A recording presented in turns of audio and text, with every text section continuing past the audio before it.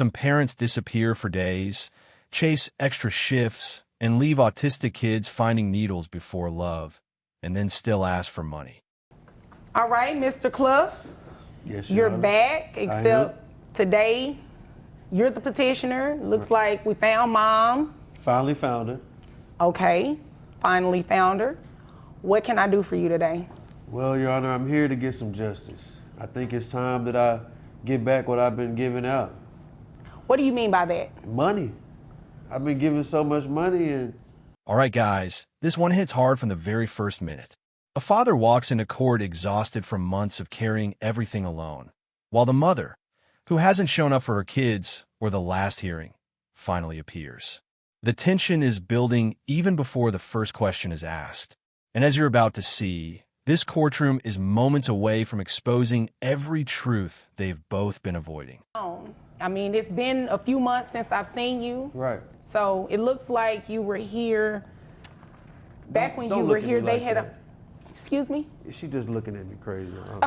I'll make it easier for you. You focus on me. Right. Don't excuse me.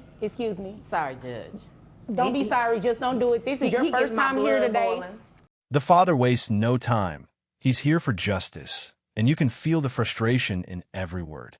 After months of paying, driving, feeding, and caring for the kids alone, he wants balance. But the judge immediately shifts the tone, checking basic welfare. Are the kids safe? Are they alone again? It's a reminder that in family court, responsibility always speaks louder than excuses. Judge, don't direct none over here. Okay, what she just said is right, all right? But I'm not agreeing with you in the sense that, you know what I mean? Let me tell him to be quiet and talk to me only. I got you, all right, Judge. Mr. Clough, continue. So, as I was saying, it's been a few months. So the kids have been with you, looks like it's been about 7 or 8 months now. Yes, Your Honor. All right? So in this 7 or 8 months, has Mom been paying? The judge quickly lays down authority, calling out the mother for filing the original case, then refusing to appear. That moment exposes the entire dynamic. One parent showing up, the other disappearing. And now that she's finally here, the judge makes it clear she doesn't get to walk in with attitude. This time, accountability is unavoidable. From the last time, she got the booty in the booty. What they call it something though? Yeah, the BBL. She know. Oh. Why are you telling my business? People need to know. People don't need to know nothing. That's for the gram. Anyway, Your Honor. I mean, I wanted to know, but you know, we're not here for that. I'm not going to be petty. So, you are seeking to put Mom on child support. I am. All right. And health insurance. When the father reveals she hasn't paid $1 or even visited the kids, the room shifts. But then he mentions something even heavier. She somehow found time to visit a man in jail instead. That detail stings. It raises the question every viewer feels. How can a parent prioritize everything except their own children? On McDonald's or the other job? No, just in total. It's about $350. $350. Okay. All right. Is there anything else you want me to know before I move over to her? I think that's about it, Your Honor. Just ready to hold her accountable. Okay. Boy. Okay, Ms. Daniels. Yes, Judge. Sorry. Excuse me. The judge redirects the conversation back to the real issue, child support. And when the father proudly explains he secured a promotion and added health insurance for the kids, it highlights a powerful contrast. While one parent made sacrifices to step up, the other made choices to step out. That contrast is about to shape the court's decision. Let's get to the facts. Please do. And quickly, without all the extra. Not extra at all. The fact is, Judge, I had these children for 10 years before I put them on your doorstep. He was barely doing anything. That's why I petitioned the court, Judge. Okay, well, here's the deal. You petitioned. Yeah. He showed up. You didn't. I dismissed I had it. an opportunity, Judge. Had to take it. Okay. And could you do me a favor? Could you, if you're going, I don't allow gum chewing, but if you don't have anywhere to put it, I would suggest you at least. I'm good at that. This is where the mother's attitude becomes impossible to ignore. She walks in focused on appearance, not responsibility. The judge instantly shuts that down, demanding facts instead of performance. And her claim of raising the kids for 10 years is overshadowed by her failure to show up in court when it mattered most.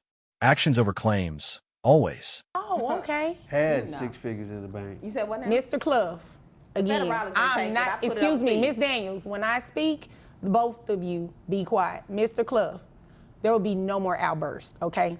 I understand you both are frustrated, emotions are high, but let me get through this hearing, okay? Because if I can't get through it, guess what I'm gonna do? I'm gonna reset it. The judge grows visibly frustrated as the mother dances around every question.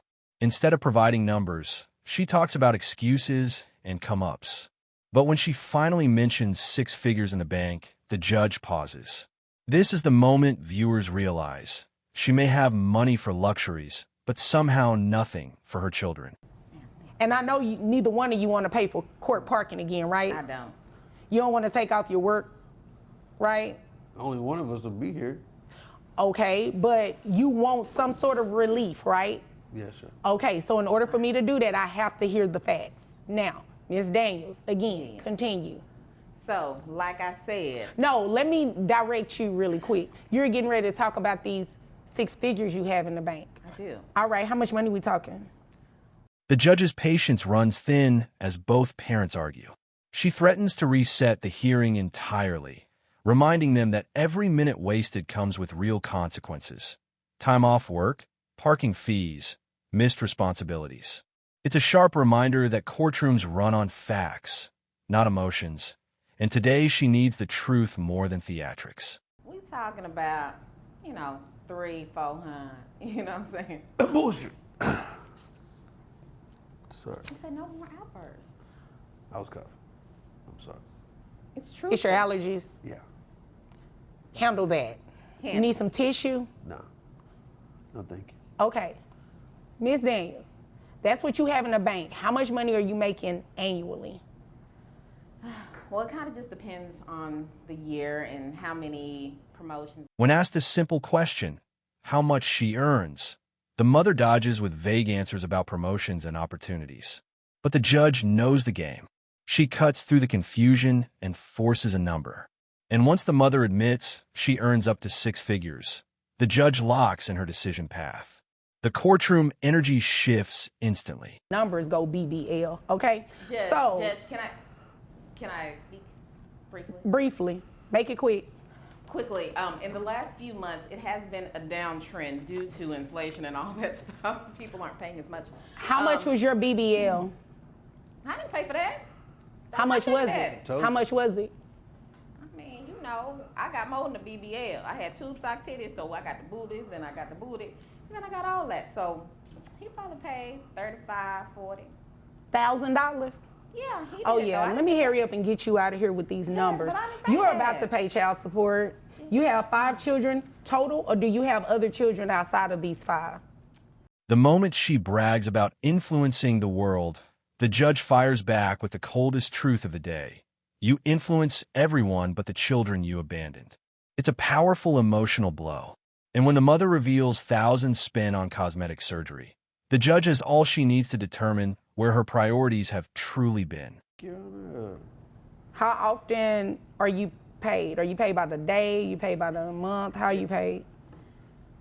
Judge, it just depends. I would. She say, just though, answered my it- question. That's a monthly amount.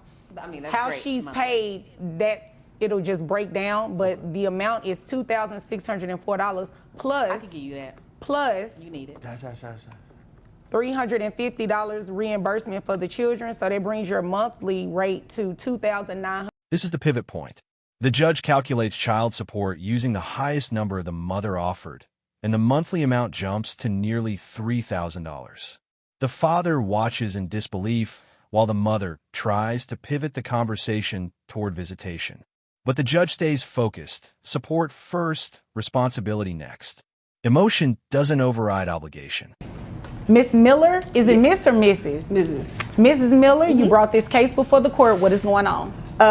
This is my Future son's daughter-in-law. baby mama. Future And daughter-in-law. her- Tracy. So Tracy leaves the kids with me and didn't come back to check on the kids, haven't done anything, just dropped them off and took off and expects me to take care of the children with no money. She doesn't drop food off. She didn't leave any clothes. She didn't do anything. Tracy says she works all the time. That's what she tells me. Okay. That's where she is. So she hasn't done anything with the kids. All right, guys. This one is messy from the very first sentence. A grandmother walks into court claiming she's been dumped with 2 toddlers, no money, no clothes, no help, and a whole lot of attitude from a mom. The judge is still just gathering facts, but you can already feel the resentment. If someone left their kids with you like this, would you see it as helping or being used? Trying to deal with a 3 and 4-year-old while she runs around and does whatever Tracy decides she wants to do. Okay. Is her name Tracy? Yes, Tracy. Tracy, I guess is what it is. It's Tracy, Judge. Okay. It's not that hard. It's just Tracy. Oh, okay. So special. She's very special. According to your son, I am. Ooh. Okay. Tracy. He just what- has bad what's taste your in last women. name? My name is Tracy. As soon as Tracy speaks, you can hear the clash of personalities. She's watched court on Zoom. She's prepared, and Grandma instantly calls it kissing up. The judge steps in and draws a line. Watching court isn't a crime. It's actually smart. This is an early reminder. In family court, performance doesn't matter as much as proof. Do you think Tracy came to fight or to defend herself? I don't know why she's so mean to me. Oh, Like, here I go the don't tears. understand. Here go the tears. Okay, Here go hold the on, tears. hold on. Miss Smith, I'll get over to you in just a moment. I'll get over to you in just a moment. Okay, now, Mrs. Miller, Yes. you said she dropped the kids off and go do, how do you know the things that she do? She claims she's working, but she claims she has no money. I'm trying to figure out how that works. How do you work but have no money for your children? I mean, I'm confused because I don't understand. Grandma admits the real issue. She doesn't like Tracy, thinks she's a liar, and even says she tricked her son into bed. That's not about diapers or daycare. That's about judgment and morality. The judge quietly cuts through the drama, pointing out that Grandma only hears one side, her son's. How many family wars start because parents treat their kid's partner like the enemy instead of part of the team? From your son. And I'm not saying that your son is not being truthful, but that's just one side of it. It's always another side. I see stuff. And it seems like you're very passionate about your grandchildren. Yes, I am. So you should at least pretend to get along with their mother. I mean, she did drop the kids off to you, so she must trust you, right? I don't say anything bad about her. Wait to a the minute. children. She did trust you enough to drop the children off to you, right? Or she had no one else. Hey, the judge gives Grandma a hard truth. If Tracy trusted her enough to drop the kids off, that means something. She could have left them with anyone, but she chose family. Grandma keeps pushing the angle of no one else, but the judge reframes it as trust and responsibility. This is a key legal and emotional point. Intent matters. Is Grandma protecting the kids or punishing their mother? You I didn't know represent that. yourself. Okay, that's good to know. Okay, Yeah. now I'm listening. Now, what so is I your can objection? object. That's not true. Okay, what is your legal objection? That it's not true. All right, so that's not a legal objection. Not an attorney. So it doesn't matter. She watches court on Zoom, so she is learning how to represent herself. Right. Let's not knock anyone for That's trying true. to represent themselves. That's true. not a legal objection, unfortunately. So I'm going to allow her to keep speaking, okay? Okay. Okay, now, When the military finally enters the conversation, everything shifts. The son is deployed, and Grandma believes Tracy should be home full-time with the kids. But the judge spots miscommunication instantly. The son talks to his mom. The son talks to his fiancée, but the two women barely talk to each other. In these cases, the court often ends up cleaning up what simple, honest conversation could have prevented. okay, so I see kind of what's going on here. Sounds like a lot of miscommunication. You're communicating with your son directly about the things that she and your son discussed, but your son is not really relaying it to you as though he spoke to her about it. That's what it sounds like. That's what it sounds like, but my son wouldn't lie. He wouldn't make up things. He wouldn't So- lie, but you would. Okay, wait a minute. So you said your son wouldn't lie. Did he tell Did you? she just call me a liar, though? Did you just call me a liar, girl? I don't think she said that. I didn't hear that word. It better not have been that word. Yeah, I don't think she said that word. Gift for rewriting reality. Miss Smith, we will get to you shortly. Yes, Your Honor, I'm sorry. Don't be sorry, just don't do it, okay? I should know that by now. This is where the jealousy really slips out.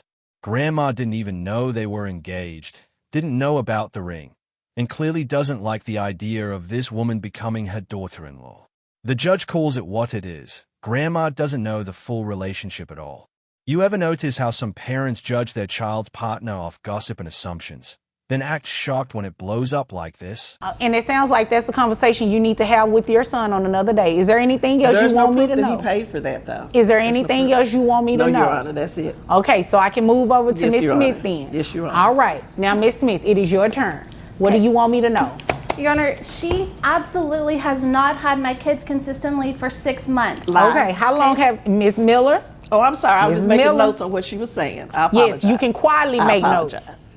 Now we finally hear Trace's full side. She admits she's an influencer, still growing, doing travel content. She explains that before deployment, her fiancé arranged with his mother to watch the kids while she traveled for short trips, 5 to 7 days at a time. She sends food. She comes back for the kids, and she clearly wants a relationship with Grandma. Is she being irresponsible, or just trying to build a career and a future? I'm a influencer, and I hate saying that because I'm still growing right now. I'm in Okay. the growing stage. And so I do like travel blogs and things like that, which require me to travel. Object, question. Which one can I do excuse the me. question? What she said. What's an influencer? What is? So what's what this is your Tracy legal doing what is there? your legal objection? The legal objection is that she's lying. The judge pieces it together. The couple had a plan, the son agreed, and Grandma agreed too.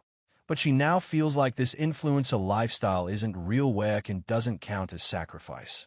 Meanwhile, Tracy is talking about content creation, future family travel, and building something long-term. This is more than a legal hearing. It's a clash between an old-school mindset and a new world hustle. And, you know, they're young right now. I hope when they're older, you know, my fiance and I plan to integrate the kids and do like family trips and show how to travel on a budget. Like, we have a plan marked out for it, but his deployment right now, you know, he's going to get out of the military when his term is up this time. He's not re-enlisting. Okay. So if she's not willing to help us, like, you know, my fiance said, I'll take them back, but she doesn't talk to me. And I send them with food and groceries when I have to travel. It's not like, you know, not Rice to Krispie mention treats. That ain't not no to food. mention my fiance, when he's here, we live together. We're happily together. My fiance pays, she's on our phone plan. Grandma goes off again, calling her misinfluencer and mocking the snacks she brings, cookies and treats instead of real food.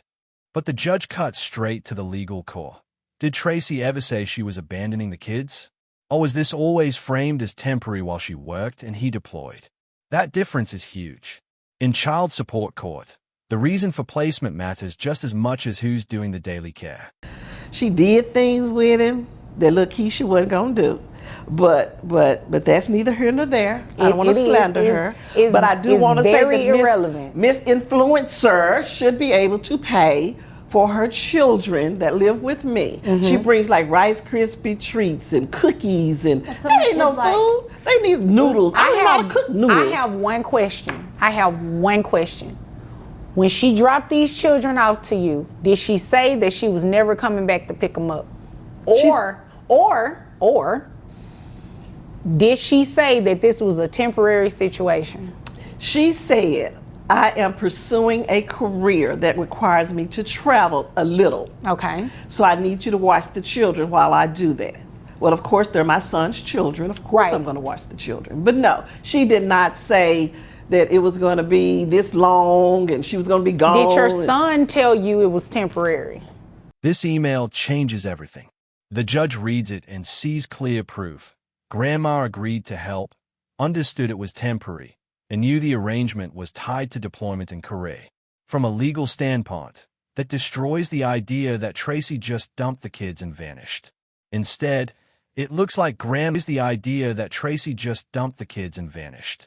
Instead, it looks like Grandma agreed, then turned her frustration into a child support case. Have you ever seen someone use the system Not just to win have a personal filed a argument? child support situation on her. You should not. It's She's very the mother. clear. It is hold on. It is very clear that this arrangement was for you to help not only her, but to help your son as well. And then if it's true what she also said, that she hasn't been able to communicate with her husband, he doesn't even know that you did this. I'm sorry, your son, her fiance, he doesn't even know that you did this. You think he's gonna be impressed to know that his mother did that to his fiance? He'll understand. He'll understand. No, that's not funny. This is not a joking matter. This is serious.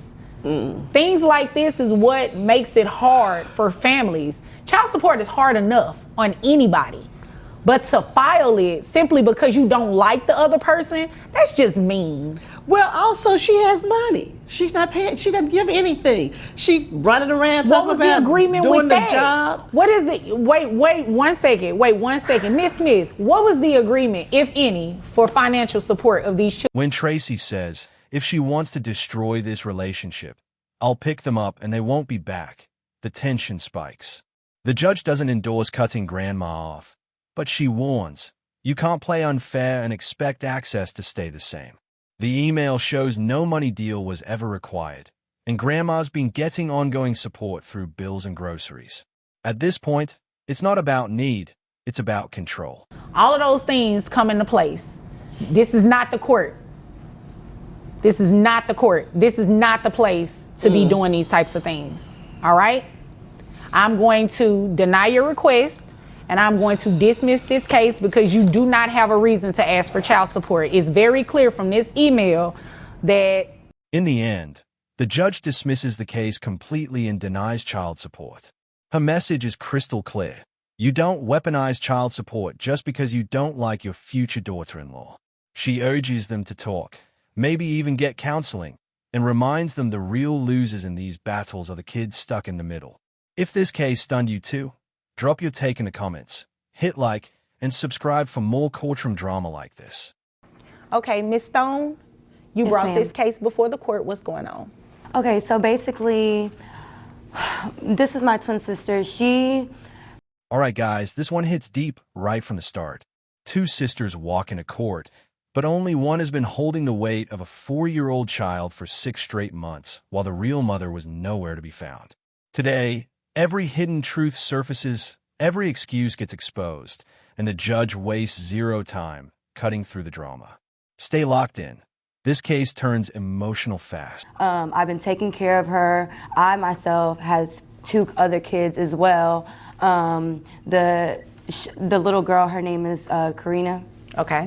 But Karina, so she... This is the first moment the judge realizes something is seriously wrong. When a mother leaves a child behind just to go to the store and never returns, the court immediately recognizes abandonment. And the aunt, already raising 2 kids, had no choice but to step in. Imagine Bay. working and not taking care of her responsibilities and not doing what she needs to do. Why is that funny? I don't know. When she finishes, then I will come to you. But there will be no laughing in here. Especially sorry, about what, don't be sorry, just don't do it. Here's where the emotional tension kicks in. The aunt explains the child is constantly sick. Doctor visits are piling up, and she's draining her own pockets to keep this little girl healthy. Meanwhile, the mother? Rumors of partying and clubbing. This contrast hits hard because it shows the real divide. Responsibility versus escape. You know, be okay, but I can't take care of her by myself. Okay. All right. So, what's your name? I'm Christina Stone. Okay. All right. Christina?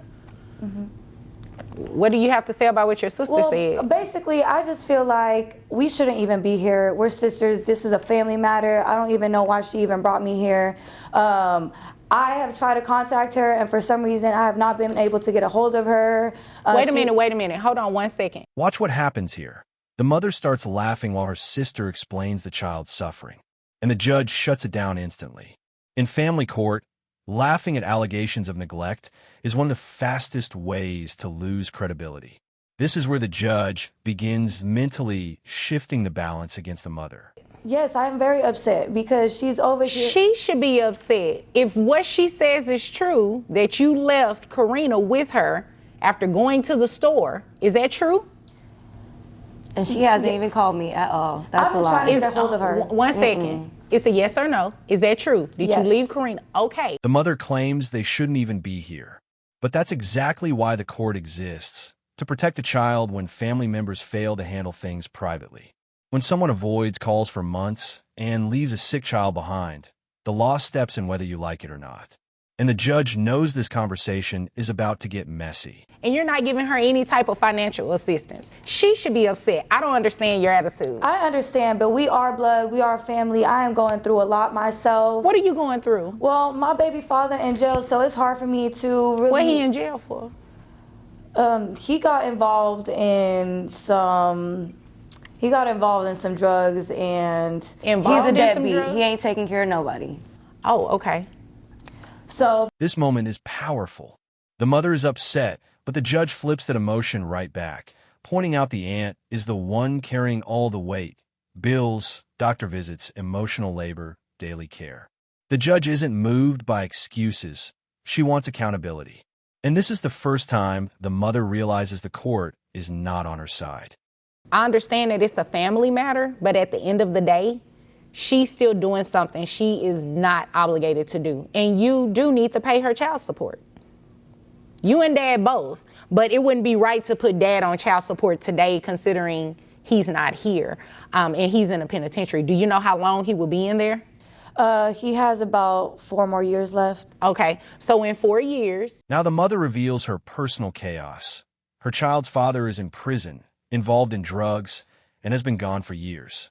But courts separate personal struggle from parental duty. Many parents go through hardship and still show up for their kids. The judge listens, but she's already measuring responsibility, not excuses. You ain't even taking care of her. What do you mean? I could take care of my own child. No, I've been seeing Wait you a minute, out on excuse me. Snapchat all over. You two will just address me, okay?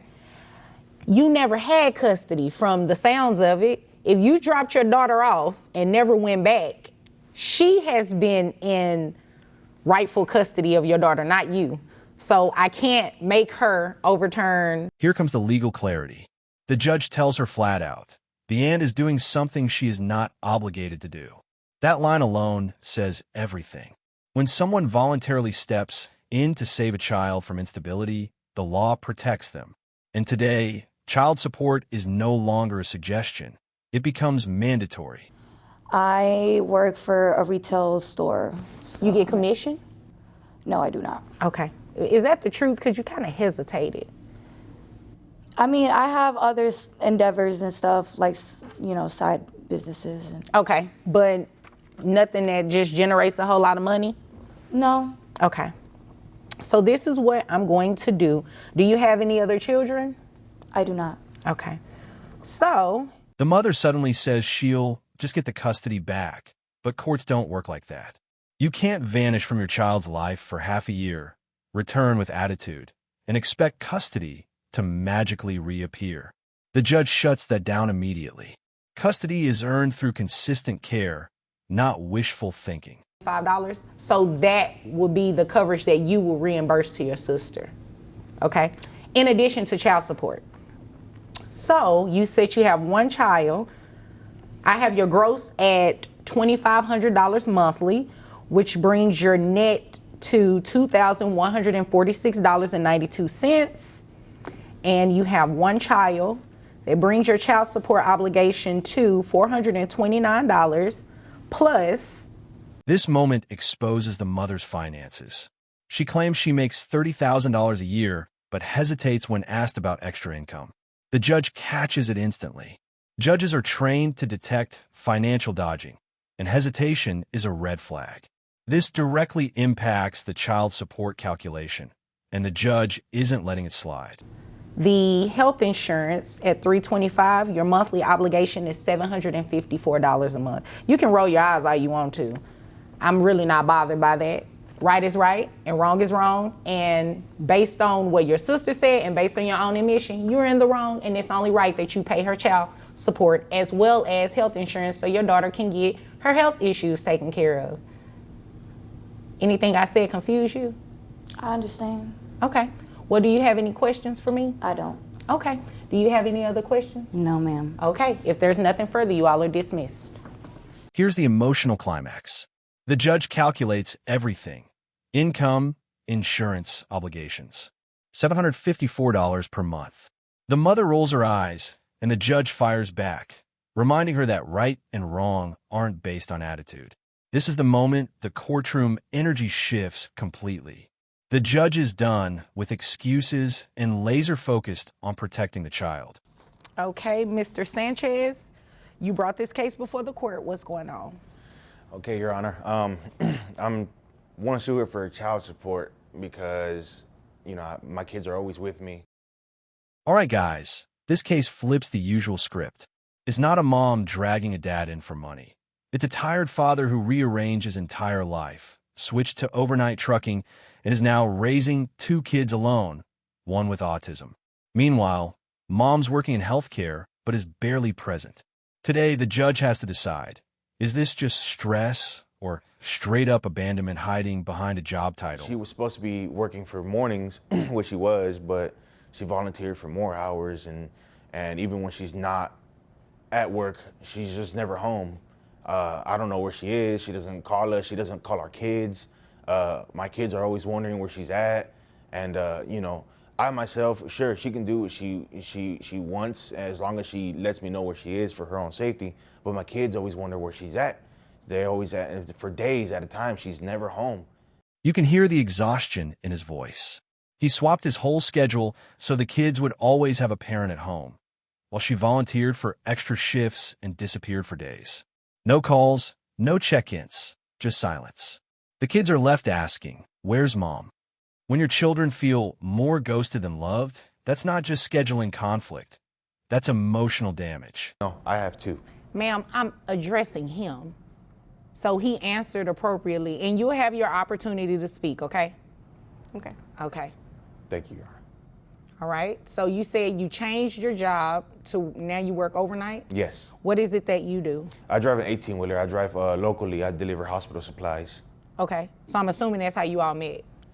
Beforehand, but we had the same interest in the medical field. Okay. All right. And how long has it been since you all stopped living together? It's been, I want to say, a month and a week already. Okay. All right. Is there anything else you want me to know before I move over to her? This is where the stakes jump. One child has autism, constant doctor visits, and dad is carrying that alone. For 3 weeks, mom has been completely missing. No help, no support, no money. The court isn't just listening to complaints, it's hearing a pattern. In family law, consistent absence speaks louder than any excuse a parent can give. Okay. Is there anything else you want me to know? I just hate that it's really around the kids. The kids find it before I do most of the time. Oh my. Yes. Ma'am? I mean, I'm not sure where he's getting this intel from, but that's Obviously not the true. kids. I mean, Now it gets dark. Dad claims he's finding painkillers and needles around the house, and he believes she's bringing them from the hospital. Worse, the kids are spotting this stuff before he does. For a judge, that's a massive red flag. Drugs, kids, and a medical job all in the same sentence. If that's even partly true, it's not just bad parenting, it's dangerous. You're not contributing anything. I mean, I am though. Like I feed them or sometimes, and You feed them? You'd agree with me that that's your responsibility, right? She brings them fast food and leaves again. okay, but it's food though. But you don't sit there and spend quality time with your kids. You say, here's food, and leave. I mean, the tablet works just fine. They can just. Instead of shock or concern, she shrugs it off and blames work, even suggesting the kids might be lying. Then she plays the hero card, saving lives at the hospital, as if that cancels out what's happening at home. The judge catches it instantly. This isn't about how important your job is. It's about how unimportant your kids have become in your daily life. I'm not much of a good cook, but I do what I can to put food on the table and spend time with them. It doesn't matter if I lose sleep over it. I mean, that's why I went to overnight, because I want to spend time with my kids. I went to changed overnight. his shift to As he spend more should, time he's with a the kids. dad. As but- you should, you're a mom. The audacity. I mean, but I have a more important job. I mean, how many times are you gonna say that? I mean, you have the audacity to say that he's a dad and he should do these things, but you're the mom and not doing these things. He changed his shift, why can't you? Because it's inconvenient to me. I've actually Listen closely here. Mom's main defense is I feed them sometimes and drops off fast food with a tablet. The judge isn't buying it for a second. Food and screens aren't parenting, they're placeholders. Quality time, eye contact, homework, bedtime talks. Those are the things courts see as real involvement. She's treating motherhood like a drive-through visit. You should want to spend time with the kids. And I mean, considering that one of them has autism, you should want to spend more time with your kids. I mean, I get it, but it's too much work having a kid with autism. That's why I just leave it to him because he's better suited for that. Right, yeah, no. I'm not about to do this game with you. Since you left a month and a week ago, have you given him any money for the children? Dad, on the other hand, talks about opening books, helping with homework, losing sleep to be present. And then comes that brutal line from the judge. He's a dad as he should be. You're a mom. When the court calls out your audacity, it means your attitude is now on trial too.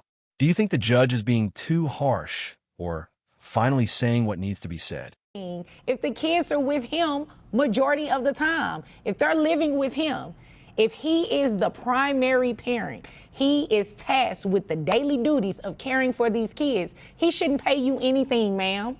And it is ridiculous that you believe that he should. This moment is chilling. She admits caring for a kid with autism is too much work and flat out says he's better suited. So she leaves it all to him. That's not co-parenting. That's emotional abandonment dressed up as practicality.